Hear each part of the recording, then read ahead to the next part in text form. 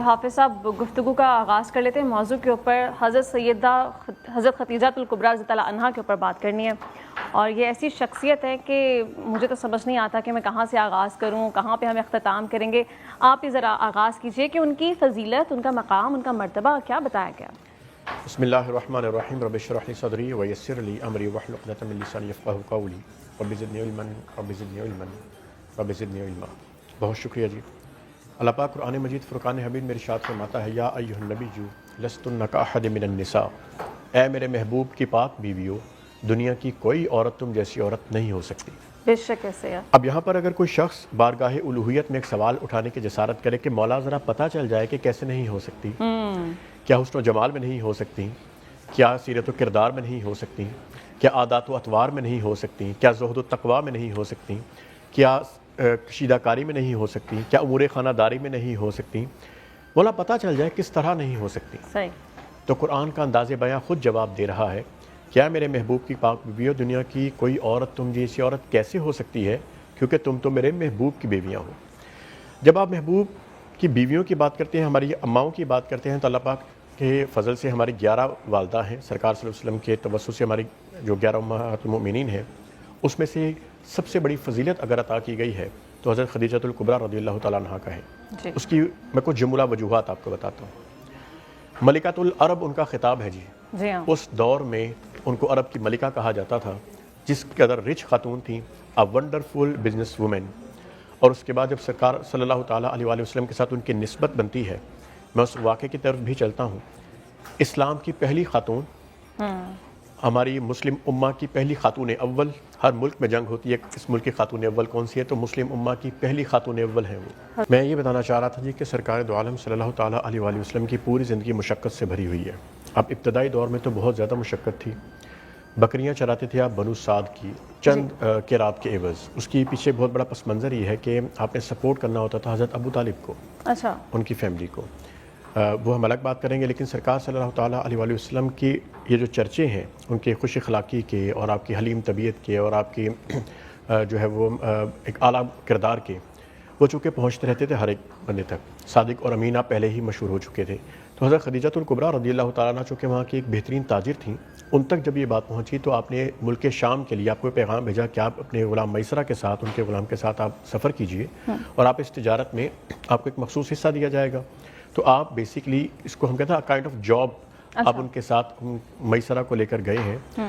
اور جب آپ اس سفر سے واپس آئے ہیں مکہ میں, تو پھر انہوں نے جو آپ کا انداز فکر بتایا ہے, موضوع انداز فکر, اور اس کے بعد ایک حلیم طبیعت اور آپ کا راست گوئی اور ایمانداری کے جو قصے سنائے, اس پر حضرت خدیجہ الکبریٰ رضی اللہ تعالیٰ عنہ نے بہت زیادہ انسپائر ہونے کے بعد اپنی جو سہیلی ہے نفیسہ بنت منبہ, ان کے ذریعے پھر یہ پیغام بھیجا شادی کا. جبکہ بہت سارے سرداران قریش یا مکہ کے سردار آپ کو پیغام بھجوا چکے تھے, لیکن چونکہ ان کو اپنے گمگشتہ مطلوب کی تلاش تھی اور وہ مل چکے تھے ان کو, تو جب پیغام بھیجا تو سرکار نے اپنے چچاؤں سے مشورہ کرنے کے بعد وہ نکاح قبول کیا, اور اس نکاح میں 20 اونٹ جو تھے وہ مہر دیے. اور حضرت خدیجہ الکبریٰ سرکار صلی اللہ تعالیٰ علیہ وآلہ وسلم کی پہلی زوجہ ہیں. 25 سال رفاقت میں رہیں, اور جب تک آپ رفاقت میں رہیں سرکار نے دوسری شادی نہیں کی, اور 6 میں سے 5 بچے جو ہیں وہ سرکار کے حضرت خدیجہ سے ہیں. یہی وجہ ہے کہ اگر آپ غور کریں صرف ابراہیم جو ان کے بیٹے وہ ان سے نہیں. آخری بات اس میں میں عرض کر دوں کہ جو بڑے بیٹے قاسم ہیں, اس وجہ سے سرکار کی کنیت ابو القاسم. پھر 4 صاحبزادیاں حضرت زینب, حضرت رقیہ, حضرت ام کلثوم اور حضرت فاطمہ الزہرا رضی اللہ عنہا, اور اس کے بعد حضرت عبداللہ ان کے صاحبزادے. یہ بھی حضرت خدیجہ کے لیے ایک بہت بڑی اعزاز کی بات تھی کہ وہ جو ساری اولاد تھی وہ حضرت اللہ تعالیٰ نے حضرت خدیجہ کے ذریعے نبی پاک صلی اللہ علیہ وآلہ وسلم کو عطا کی. ناظرین گفتگو کی طرف بڑھتے ہیں. حافظ صاحب, ہم بات کر رہے تھے کہ حضرت خدیجہ جو تھیں وہ صرف اپنی کام کے معاملے میں بے مثال نہیں تھی, امور خانہ داری میں بے مثال تھیں, وہ ماں بے مثال تھی, پھر وہ جب زوجہ بنی تو بے مثال تھی. ان کا ہر کردار ہی ہمیں دکھائی دیتا ہے کہ وہ بے مثال تھا, اس کی کوئی نظیر نہیں ملتی. ذرا روشنی ڈال دیجئے کہ امور خانہ داری کی جب ذمہ داریاں انہوں نے سنبھالی تو کیا انہوں نے اپنے کام کو چھوڑ دیا تھا, پھر کام وہ نہیں کر رہی تھی اس طرح سے, یا کام بھی جاری رکھا ساتھ ہی؟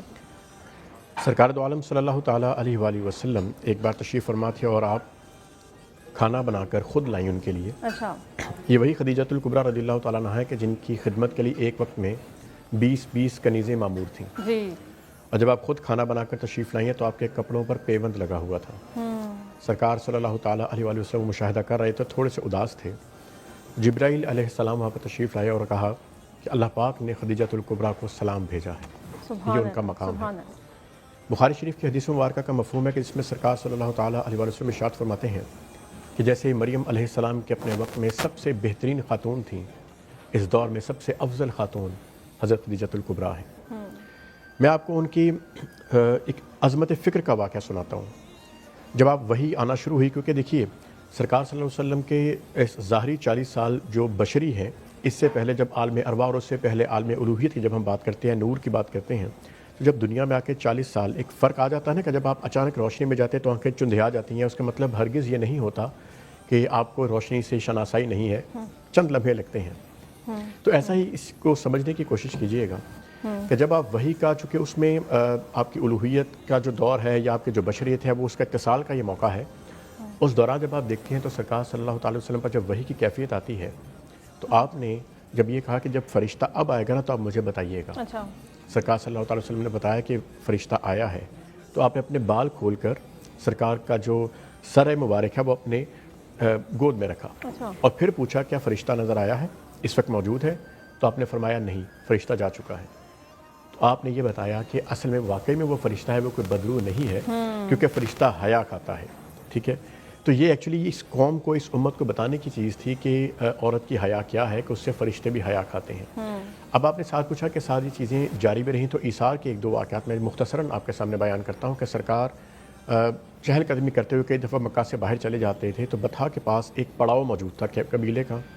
آپ نے دیکھا کہ وہاں پر لوگ بہت ہی لاغر و بیمار، نحیف و نزار ہیں، بڑے ہی کمزور لوگ ہیں، کھانے کے لیے بھی کچھ موجود نہیں۔ تو آپ پریشانی میں واپس آئے اور آ کر جب لیٹ گئے تو آپ نے پوچھا حضرت خدیجۃ الکبریٰ نے کہ کیا ہوا سرکار؟ تو آپ نے یہ واقعہ بتایا کہ کچھ لوگ ہیں کہ جو شاید مدد کے طلبگار ہیں، لیکن میرے پاس بظاہر دنیاوی طور پر میرے پاس کچھ نہیں ہے، کیونکہ جو بھی کچھ ہے وہ تو خدیجۃ الکبریٰ کا ہے۔ جی، تو آپ نے کہا کہ آپ ذرا قریش کے کچھ سرداروں کو تو بلا کر لائیے۔ سرکار قریش کے سرداروں کو بلانے گئے اور جب واپس آئے تو اشرفیوں کا اتنا ڈھیر لگا ہوا تھا کہ جس میں جب سرکار نے تشریف رکھی تو ڈھیر کے پیچھے آپ چھپ گئے اور آپ نے کہا کہ اے قریش کے سرداروں گواہ رہنا، میں نے اپنا مال محمد صلی اللہ تعالی وسلم کو ہدیہ کیا، وہ اس کا جو چاہیں کریں۔ اور ایک ابن اسحاق کی روایت ہے کہ آپ نے اپنا مال جب سرکار کو دیا، ظہر کے بعد دیا اور عصر سے پہلے سرکار اس کو تقسیم کر چکے تھے۔ اچھا، تو ان کی ایسی بے شمار اگزامپلز موجود ہیں کہ ایک دفعہ حضرت حلیمہ سعدیہ رضی اللہ تعالیٰ عنہ، جو کہ سرکار صلی اللہ تعالیٰ علیہ وآلہ وسلم کی دائی اماں ہیں، بظاہر ابھی اسلام قبول نہیں کیا تھا، وہ ملنے کے لیے آئیں تو سرکار ان کو بڑے پرتپاک انداز میں ملے، بڑے محبت سے ملے اور آپ نے تعارف کروایا کہ یہ حلیمہ سعدیہ ہیں، میں نے ان کا دودھ پیا ہوا ہے۔ تو آپ نے ان سے محبت کا بے تحاشا اظہار بھی فرمایا، اور جب آپ نے یہ پوچھا، سرکار صلی اللہ علیہ وسلم نے پوچھا کہ آپ کے قبیلے کا اس وقت کیا حال ہے، تو انہوں نے کہا کہ اس وقت قحط سالی ہے، بھوک و ننگ ہے، پریشانی کافی ہے۔ تو آپ اثار خدیجہ دیکھیے کہ آپ نے فوراً ان کو 40 اونٹ اور کافی ساری بکریاں دے کر وہاں سے رخصت کیا ہدیہ کے طور پر۔ تو آپ ان کی پوری زندگی کو دیکھتے ہیں کہ انہوں نے ساتھ تجارت اور ساتھ انہوں نے سارا ہی مال، ان کی قربانی جو وہ عملی ہے، اس قربانی میں جتنا پیسہ دولت کی جب ہم بات کرتے ہیں، جب ہم صدیق اکبر کہتے ہیں، جب ہم نے اس ٹاپک پہ بھی بات کی تھی کہ وہ ان کو سب سے بڑا صدیق اس لیے کہا جاتا ہے نا، ایک تو ان کی قربانیاں بہت زیادہ ہیں سرکار کے ساتھ، تو صدیقۃ الکبریٰ کہا جاتا ہے حضرت خدیجہ الکبریٰ کو، سب سے بڑی۔ دیکھیے آج کی جب ہم عورت کی بات کرتے ہیں تو جب ہم رول ماڈل کا لفظ استعمال کرتے ہیں تو وہ محض اس لیے نہیں ہے کہ چند ایک واقعات سن لیے جائیں اور اس کے بعد ایک آپ کے اوپر رکت طاری ہو۔ آپ جب وہ زندگی کو پڑھتے ہیں کہ وہ خاتون کہ جن کی دولت بے شمار کی آج کی اس دور میں وہ ملکوں کے ملک خرید لیں، تو جب شیب ابی طالب کا مشکل دور بھی آتا ہے نا تو ایک کھجور بھی ان کے پاس ظاہری طور پہ موجود نہ ہو، تو آپ یہ سمجھ لیجئے کہ انہوں نے کتنی قربانی اس دین اسلام کی سربلندی کے لیے دی ہے۔ حضرت خدیجہ رضی اللہ عنہا کے حوالے سے ہم نے گفتگو کی۔ یوم وصال پر حافظ صاحب آپ بات کرنا چاہ رہے تھے کہ ان کے یوم وصال کے بعد نبی پاک صلی اللہ علیہ وآلہ وسلم نے جب جب ان کا ذکر کیا وہ آپ دیدہ ہو گئے، تو اس کے بعد کی زندگی نبی پاک صلی اللہ علیہ وسلم کی ذرا روشنی ڈالیں۔ یہ جو آپ کا وصال کا وقت ہے نا صدیقۃ الکبریٰ رضی اللہ تعالیٰ عنہا کا، وہ بیان کرنا بہت ضروری ہے کہ جب انہوں نے سرکار صلی اللہ تعالیٰ علیہ وآلہ وسلم سے یہ کہا کہ میرا وقت رخصت قریب ہے، مجھے لگتا ہے کہ میں آپ کا حق ادا نہیں کر پائی۔ سرکار صلی اللہ تعالیٰ علیہ وآلہ وسلم کی آنکھوں میں آنسو جاری ہوئے اور آپ نے فرمایا کہ بلا شبہ آپ نے حق ادا کیا ہے اور آپ اشرف ترین اور بہترین بیوی ہیں بے شک ایسے اور بہترین عورت ہیں، یا آپ نے ان کو ریلیکسیشن دی کائنڈ آف۔ اور اس کے بعد انہوں نے یہ کہا کہ یا رسول اللہ صلی اللہ علیہ وسلم میں 2 وصیتیں کرنا چاہتی ہوں۔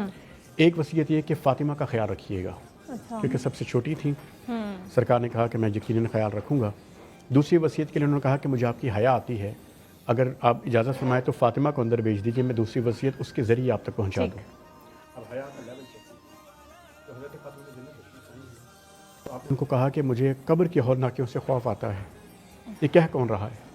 قبر کے ہولناکیوں سے خوف آتا ہے مجھے، تو سرکار سے کہنا کہ وہ عبا جب آپ پہنتے تھے اور آپ پہ وہی نازل ہوتی تھی، اس کو میرا کفن بنا دیجیے گا تاکہ ایک سبیل رہے قبر کے اندر۔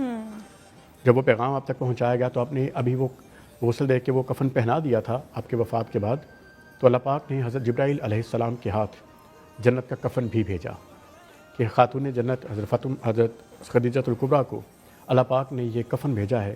اور ہمارے سننے والوں کے علم میں یہ اضافہ ہونا چاہیے کہ حضرت خدیجہ الکبریٰ کے 2 کفن تھے، عبائے رسالت بھی جی، اور اس کے بعد یہ جو عرش سے بھیجا گیا۔ جنتی کفن بھی۔ اور سرکار اس پوری زندگی جب تک آپ کے حیات مبارکہ رہی، جب جب حضرت خدیجہ الکبریٰ کا ذکر آیا ہے آپ کی آنکھوں سے آنسو جاری ہوئے ہیں، اور یہی وجہ ہے کہ جس سال ان کا انتقال ہوا آپ نے اس سال کو غم کا سال، عام الحزن قرار دیا۔ جی